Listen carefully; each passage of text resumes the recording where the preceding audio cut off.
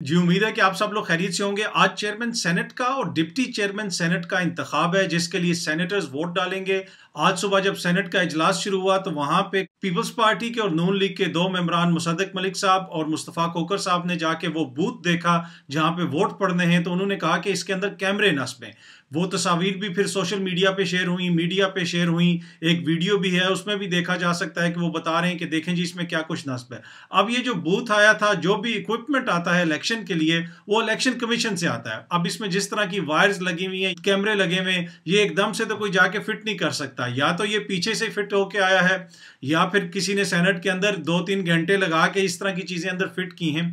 दूसरी बात यह है कि ये तासुर ये देने की कोशिश की जा रही है कि सेनेट का जो चेयरमैन का इंतखाब है, ये फ्री एंड फेयर नहीं है। इसमें इदारे मुलविस हैं, इसमें एजेंसियां मुलविस हैं, और इसमें पहली जो बात की गई वो नवाज शरीफ साहब की तरफ से की गई। गुज़िश्ता रोज उन्होंने एक वीडियो जारी की, उसमें उन्होंने इल्जामात भी लगाए इस हवाले से, इलेक्शन के हवाले से, पूरे सियासी अमल के हवाले से। फिर उन्होंने उसमें नाम लिया जनरल इरफान मलिक साहब का। हाँ जी, जनरल इरफान मलिक साहब जो डीजी इंटरनल विंग है आईएसआई में, मुल्क के अंदर जितनी भी अंदरूनी जो दुश्मन है या अंदरूनी कुव्वतें हैं जो मुल्क को नुकसान पहुंचा सकती हैं, उनके खिलाफ जितने भी ऑपरेशंस होते हैं, उनके ऊपर जो नजर रखी जाती है, वो इंटरनल विंग का काम होता है। मुल्क के अंदर से जो खतरात हैं उनको किस तरह काउंटर किया जाए, उन पे किस तरह नजर रखी जाए। तो कल उनका नाम लिया गया, और आज सेनेट के इलेक्शन शुरू होने से पहले ये कैमरेज वगैरह दिखाए गए कि जी देखें कि खुफिया कैमरे नस्ब किए गए हैं, जिसका मकसद ये था कि लोगों को रिकॉर्ड किया जाए।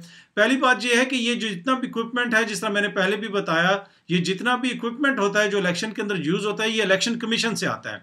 तो या तो ये वहीं से फिट होके आए हैं, वहीं से नस्ब होके कैमरे आए, इसलिए कि जितनी वायरिंग वगैरह उसमें लगी हुई है, जो चीजें नजर आ रही हैं, वो ऐसे तो नहीं हो सकता कि एकदम से कोई बंदा जाके वहां पे लगा देगा और किसी को नजर नहीं आएगा। दूसरी बात यह है कि जो एजेंसियां हैं जिन्होंने अगर आपकी चीज रिकॉर्ड करनी, क्या उनके पास यही कैमरे रह गए थे? अगर ये एजेंसियों ने रिकॉर्ड करनी होती आपकी वोटिंग, अगर एजेंसियों ने ये कैमरे नस्ब करने होते, कोई भी एजेंसी हो, सिविलियन एजेंसी हो, फौजी एजेंसी हो पाकिस्तान की, क्या वो इतने पीछे हैं टेक्नोलॉजी में कि वो इस किस्म के कैमरे नस्ब करेंगे?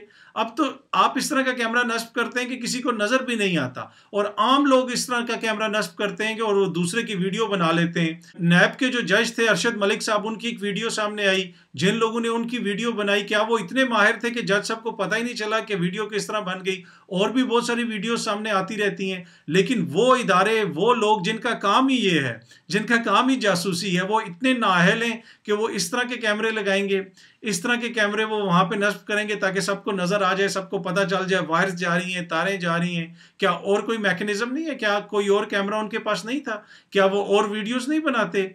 उनके पास तो बहुत सारी टेक्नोलॉजी थी जो 90 की दिहाई में भी थी, और 90 की दिहाई में किन किन की हुकूमतें थी और किस किस्म की वीडियोस बनी और किस किस्म की वीडियोस मौजूद हैं, तो वो भी अगर कभी सामने आई तो अवाम देखेगी कि यार ये वीडियो किस तरह बन गई। और इन कैमरों को देख के मुझे तो ज़ाती तौर पे बड़ा अफसोस हुआ है कि जिन इदारों के ऊपर ये इल्ज़ाम लग रहा है, क्या वो इतने गए गुजरे हैं, क्या वो इतने बैकवर्ड हैं, इतने नाकारा हैं कि इस किस्म के कैमरे उन्होंने लगाए।